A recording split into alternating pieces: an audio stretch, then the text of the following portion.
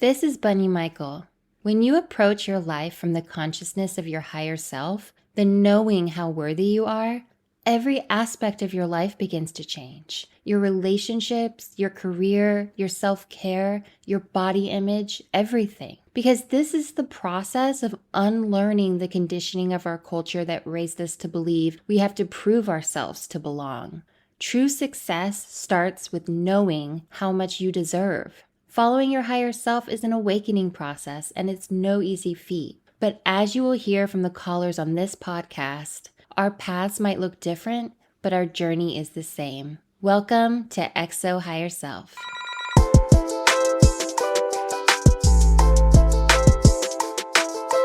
Hello, everyone, and welcome to episode 66. I'm so happy to be here with you. I hope you had an amazing week. I had a really awesome weekend because we hosted the live XO Higher Self episode on Zoom on Saturday. The topic was higher selfing your creativity. So it was really great to be able to give a talk on that and to answer your questions. That topic is just so near and dear to my heart because so much of my personal journey aligning with my higher self has been discovering my creative voice and realizing that my voice mattered, and realizing that wasn't because I was special in some certain way, but because everybody's voice matters, because everyone has value. So it was really, really awesome to be there with that group. And I know a lot of you couldn't attend live, but are watching the video recording that's now up on our Patreon. So thank you for supporting that, supporting our Patreon and becoming an Angels or Miracles supporter. So we can keep doing those live talks on Zoom every month. So last night, I watched something really, really interesting on Netflix. It was part of the Netflix series Explained, which is basically like an educational series, and each episode is a different topic where they teach you, the science behind something or the history behind something. And this episode was about brainwashing and, where that concept came from. But what I really found super, super poignant was they went into how people become radicalized to believe certain things or to join a certain radical group or believe in a conspiracy theory. They had this woman on there who is an QAnon conspiracy theorist, and she told her story about how she had kind of reached this really low point and she lost her family and all this stuff. So it was really, really interesting. But the thing that really stuck out to me was they did these brain scans on people who have been radicalized and discovered that it is a lot easier for somebody to be persuaded into a radical belief system when they don't feel part of a group or a sense of belonging. And that makes them actually super vulnerable to wanting to belong. That drive to belong is so strong that even if it's something that in the past they would have never agreed to, they're much more vulnerable into identifying with something destructive or violent, which makes, a lot of sense to me because I do feel like so much of the suffering in the world is this unconscious feeling that you are lacking in some way, that you don't belong, that there's something missing or there's something wrong with you. And we have become just so divided in so many ways. And we have also in so many ways lost our connection to each other, lost being able to see the humanity, the higher self in each other. But the good news was, in conducting those experiments, they also discovered that when a person has those beliefs, you really can't convince them otherwise when they're in that mental state. But what you can do is make them feel like they do belong to your group or to humanity as a whole. And when they feel included, that they do belong, actually, they are much more easily able to let go of those self-destructive beliefs or those fundamentalist radical ideas that are actually products of their own own trauma. And a lot of times what happens is that people who have traumatic experiences, they feel ostracized, right? They feel alone. And so it becomes very attractive to find community in places that actually are not good for them. And the reason why this was so great to hear for me was because it validated in so many ways this path of finding our higher selves. Because the path of finding our higher self is being able to see through the behavior, through the conditioning into who we are in our essence and the connection we actually do have with each other. And until we evolve to that awareness, to the fact that we are actually all connected and we actually all do belong, we're going to continue to hurt each other, to cause suffering, and people will continue to be vulnerable to that type of manipulation. In truth, we all just want to feel that we are worthy of love. And a lot of times we grow up in situations where we're taught the opposite of that. So basically, what this researcher was saying was that we are all vulnerable to this type of manipulation. It doesn't mean that this person is somehow a bad seed, bad person. It means that we as human beings need to feel a sense of belonging. That's at the core of our human need. And I believe that's because our true self, our spirit, does belong to a greater whole. And when we lose sight of that, when that becomes unconscious or when that becomes covered up or hidden within ourselves, that's when we feel alone. And that's when we feel we have nothing to turn to. So this podcast is really about waking up to a higher state of consciousness where everybody belongs. And that doesn't mean excusing behavior. That doesn't mean condoning violence. That doesn't mean saying it's okay to have these destructive beliefs. But what it's doing is recognizing the higher self that has been covered up. And we, as accountable people, are in the process of unlearning our unconscious biases, our unconscious judgments. We're bringing that stuff to the light so that we aren't controlled by it.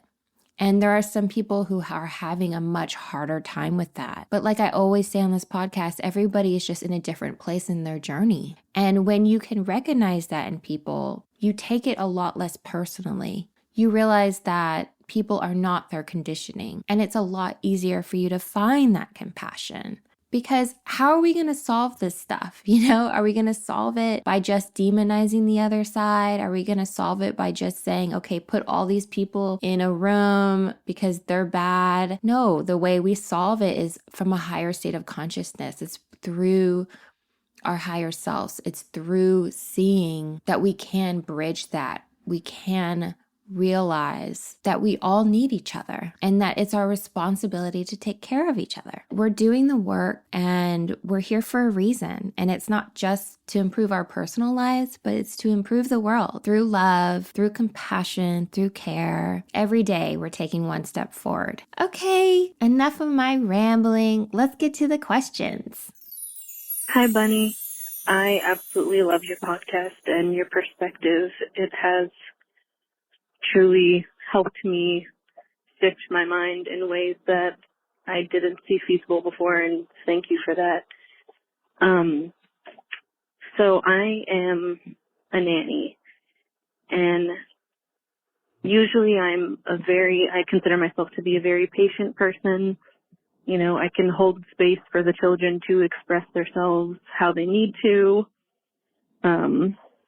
while, still being a disciplinary figure, but being able to be patient with them and help them along their journey.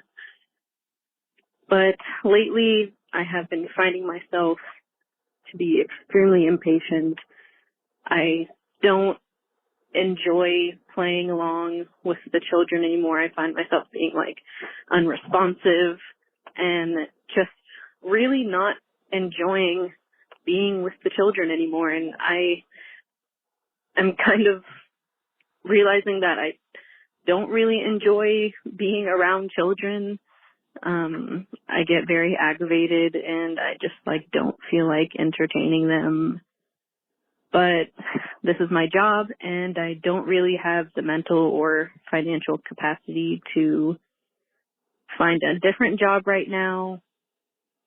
And I'm just wondering if you have any advice how I could return to the place of patience and be able to give these children the space that they need without making it about my personal journey of like finding patience. I don't know. I'm just like, I'm really over it, but I like this job. It has great perks. I don't want to work anywhere else, but I just need to find the space in my mind to regain my patience for these children.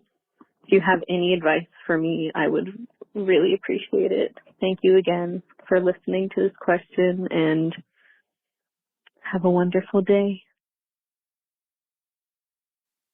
Hi, sweetheart. Let me first start off by saying you have a really challenging job. Taking care of kids is so difficult, not just because it's physically draining. Literally, I play with a child for 30 minutes and I'm exhausted, but it's also challenging because it requires so much presence. The thing about children is they pick up on everything energetically. They feel your mood even if you're telling them nothing is wrong. They are so present in their own lives because they haven't yet been trapped in worries about the future or reliving the past. They experience everything with so much openness and intuition. They are so much more close to their spirits, their higher selves, because it wasn't that long ago they entered into their human form and into this human world with all its hang-ups and judgments and learned hierarchical beliefs. Their higher selves is the pure love inside of them, and they look to us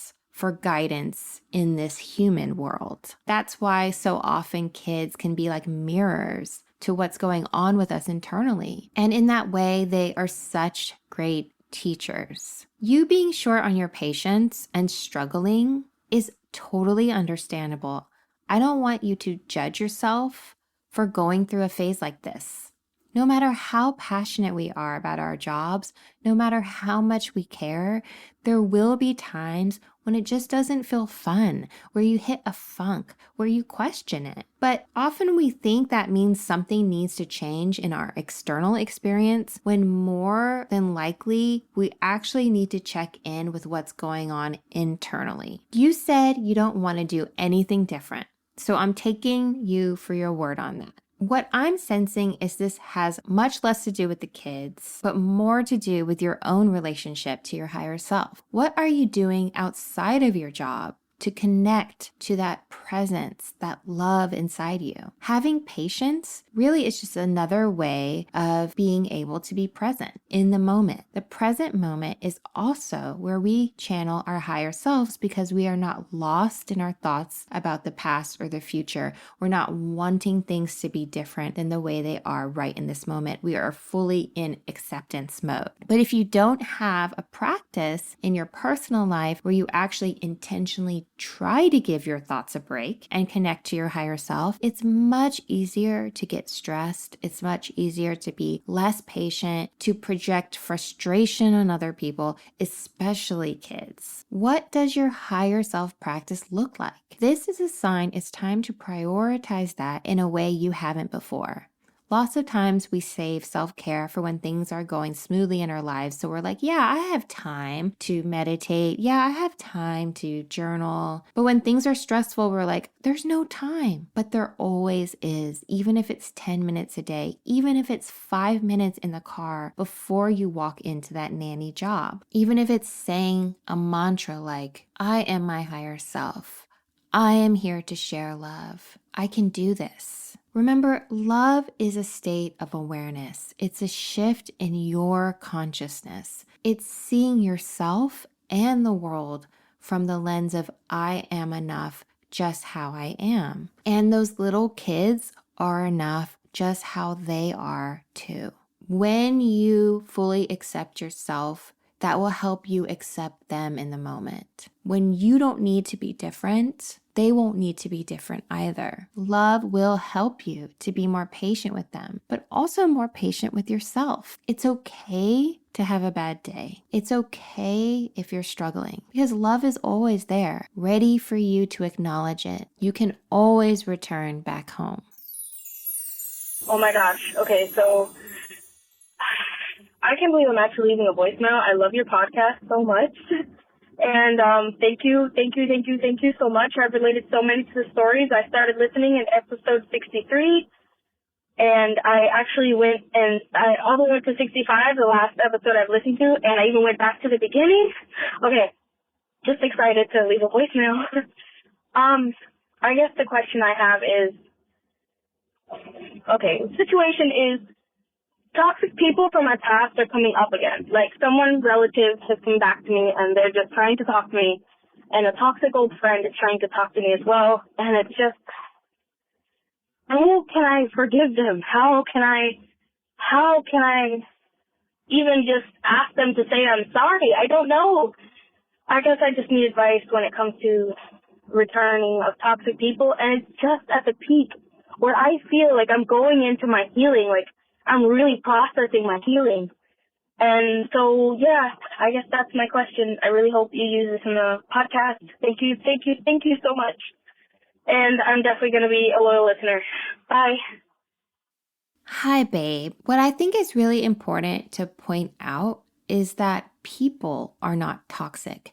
Their behavior is. And I think that's really important to remember because we are all capable of behaving toxically before we were even aware of what that toxic behavior was. We have all done things that later we were like, what was I thinking? We are all in a different stage in the journey of our awakening, and we are all dealing with unlearning our conditioning. And for some people, that conditioning is harder to let go of. Our higher selves are our true selves, but not everyone is conscious of that. And some people go through their whole lives staying asleep to their own power.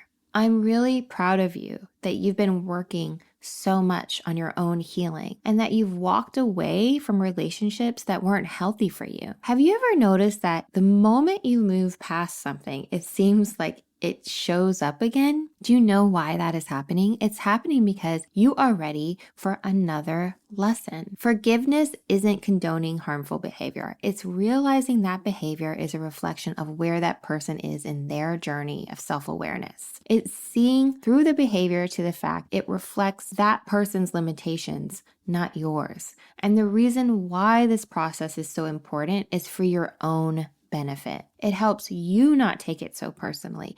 It helps you not hold on to anger and let go of the power of the memory of what happened to make you feel less than. You are whole just how you are, no matter what anyone has said or done to you. But there is no rush to being in that place. Healing is an organic process. You can't rush it, but you do have to nurture that process, which I definitely feel you have been. You have been nurturing your own healing. But even at the point when you do reach the place within your heart where you feel like you're ready for that type of forgiveness, that doesn't mean you have to be friends with them again. In fact, forgiveness is a lot easier when you maintain your boundaries. Remember, if you decide to talk to them, you have to understand you are making yourself vulnerable to being hurt again. There is no guarantee that conversation will go the way you want it to go.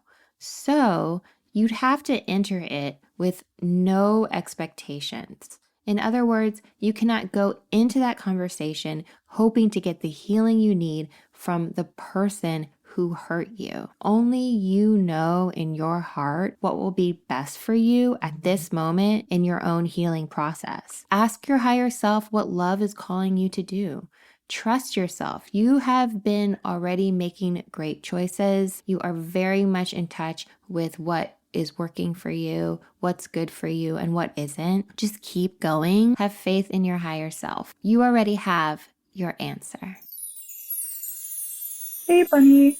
I just wanted to say thank you for everything. You probably hear that all the time.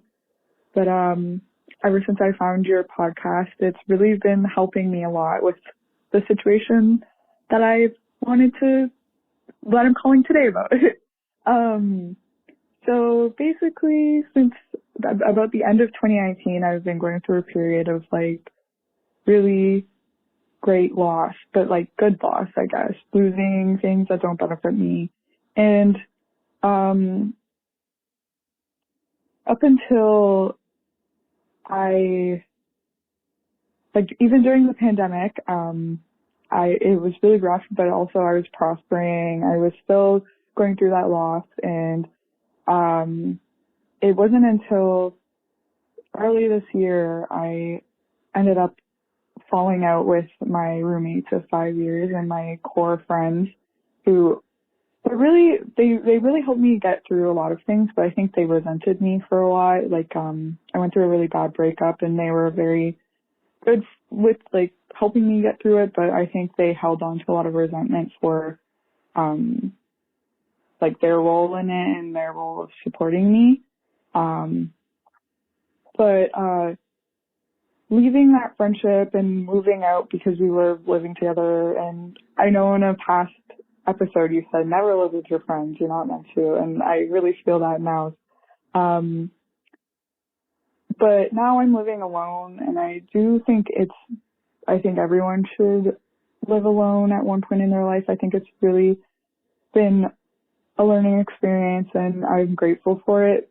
But on the other hand, I feel like my apartment is haunted in a way. I'm not sure if I don't think there's a real ghost, but maybe in a sense of I am here alone and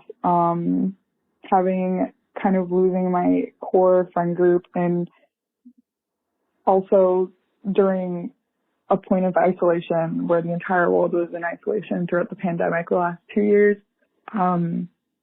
It's been really tough, and I think my apartment kind of makes me depressed in a way. I don't know how to explain it other than just haunted. It's been really rough, especially with the winter coming up and it being less light out, and like me still being in school at home and online. I just wanted to know, how do you continue growing in this point of isolation? I know.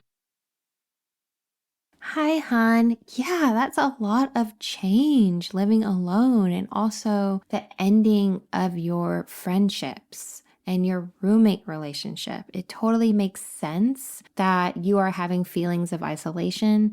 That's just a product of the change in your circumstance. It doesn't mean there's anything wrong with you or with your situation. It's really just about recalibrating and adjusting and doing things in a new way to reflect those changes. The simple fact of living alone means you need new ways to socialize.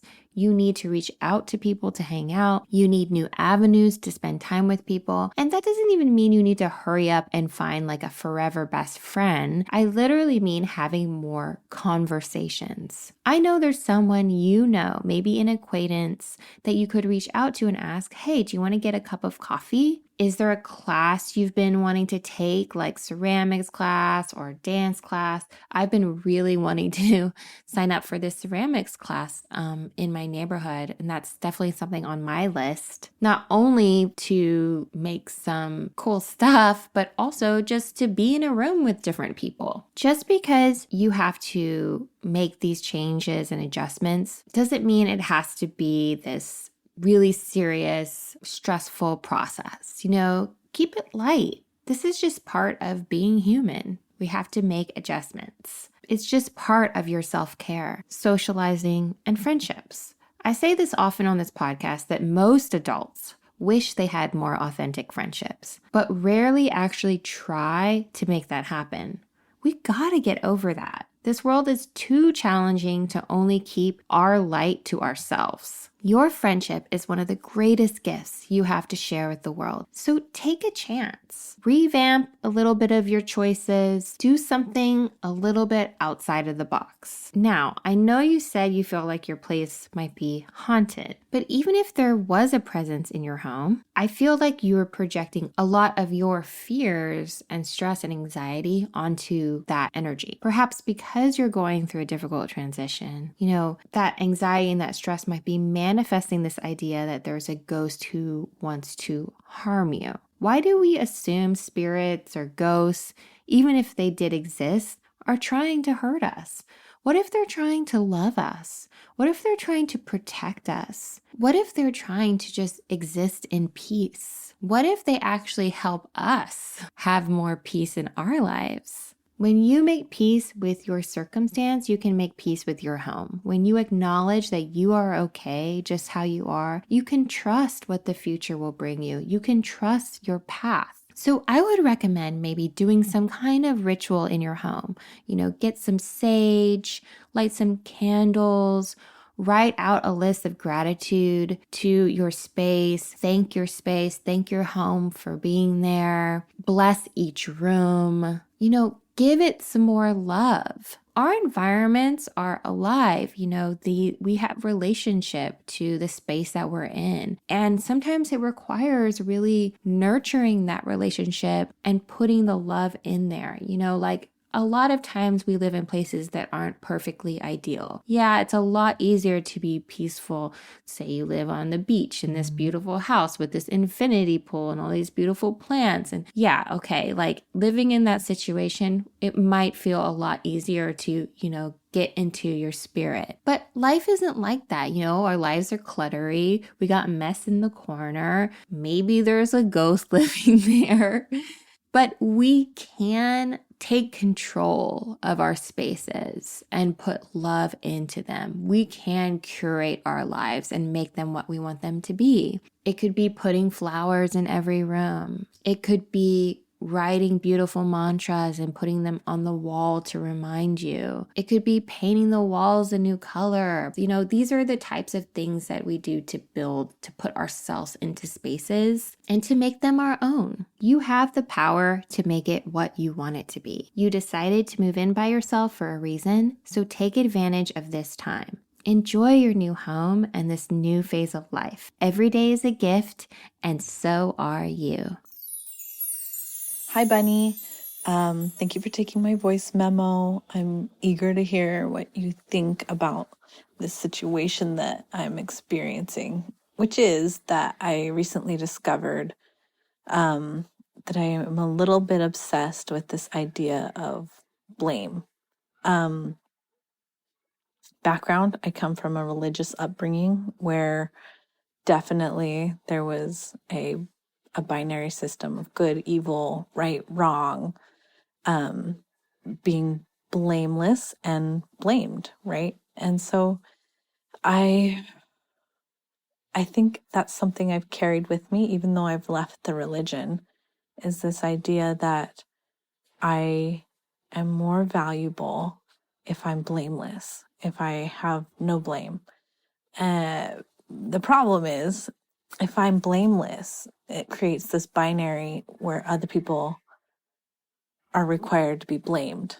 And so I've talked to my therapist about this, and she suggested I find another word or a substitution for the idea of blame. And I've cycled through a couple, I'm trying to think. I think I tried out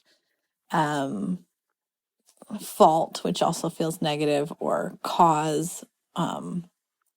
And I'm struggling to move away from this binary, and I don't really know how to do it yet. And it's interruptive in my life because I think I am asking people in my life to either assign me blame, to say they blame me for something so that I can sit in the blame and feel shame for it and guilt and apologize or whatever, or for them to accept the blame I'm assigning to them, right?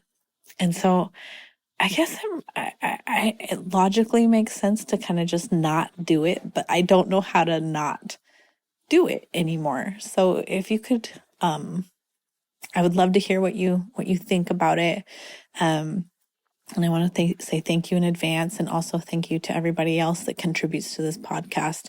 It is so informative and beautiful and lovely, and I love listening and hearing all the exchange that goes on. So thank you.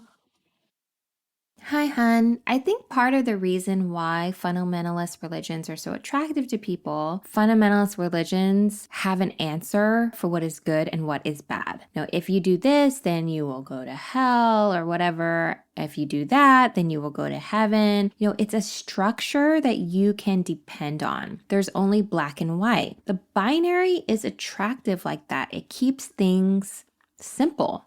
It's us and them. It's innocent or guilty. And blame works that way too. If you are to blame, then it's your responsibility for what happened. But most of the time, it's not that simple. What is really happening is that we're all in different stage of the journey of our self-realization. And we bring that level of consciousness to every situation.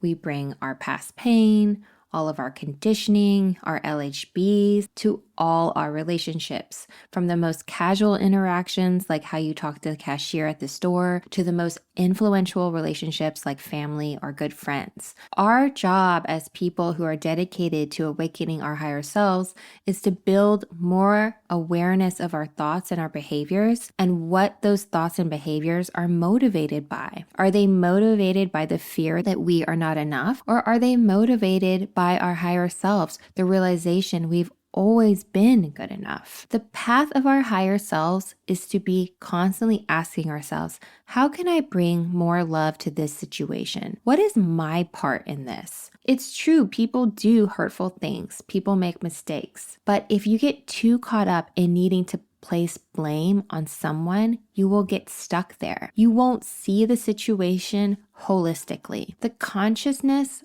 of our higher selves is like a bird's eye view. It's the lens to see where love was not conscious. And in most conflicts, that is on both sides, no matter how it started. There's a line in the Course in Miracles, which is a spiritual text that is one of my influences amongst many, but I really love A Course in Miracles. And the line is, every situation is either an expression of love or a call for love. So if you're looking for a word to replace blame, my suggestion is replace blame with being accountable, because being accountable isn't an either or situation. Everybody needs to be accountable to their part. And that could literally be being accountable to yourself and being like, why was I in a relationship with this person who did this to me? Why did I stay in this? This isn't about blame. It's about understanding the motivations or the unconscious behaviors. This is about seeing through the lens of your higher self. Blame just makes something shameful. It just turns it into something being wrong with you, when really the whole point is to realize nothing is wrong with you and to let go of these stories where you feel like the other person is out to get you, or that you have to defend this sense of self because you're afraid that you are not valid or that there is something wrong with you, right? So being accountable is a way to grow from every experience that you have, no matter how unpleasant that experience might be, no matter who started the fight, no matter who made the mistake. When you are personally accountable to yourself, to your higher self, it just becomes part of the awakening process, and in that way, it benefits you. Well, that wraps up episode 66. Thank you so much for being here. This was a really sweet one. Thank you everyone who sent in questions. I know it's not easy to record these voice memos or send in these voicemails. It's very vulnerable of you and very, very giving. So we are all so grateful. I do try to answer every single question that people send in, and a lot of those questions get answered answered on our bonus episodes as well. So if you're sending in questions, don't forget, you need to be a subscriber to our Patreon at patreon.com/XOHigherSelf. And anybody else who seems to be getting a benefit from this podcast, who really enjoys it and wants to keep it sustainable. Thank you so much to everyone who is already a subscriber to our Patreon. It really makes a difference. Don't forget to log on to the Higher Self Community Discord page. You know, people are on there talking to each other, giving each other advice. It's so sweet. They're reacting to the episodes. So if you're looking for community and conversation, that's definitely a great place to get that. Okay, have a wonderful week, and I will talk to you soon. I love you, and so does your higher self. Bye. XO Higher Self is recorded in Brooklyn, New York, hosted by me, Bunny Michael, produced by Kara Gilvey, with original music and sound mixing by Michael Bihari.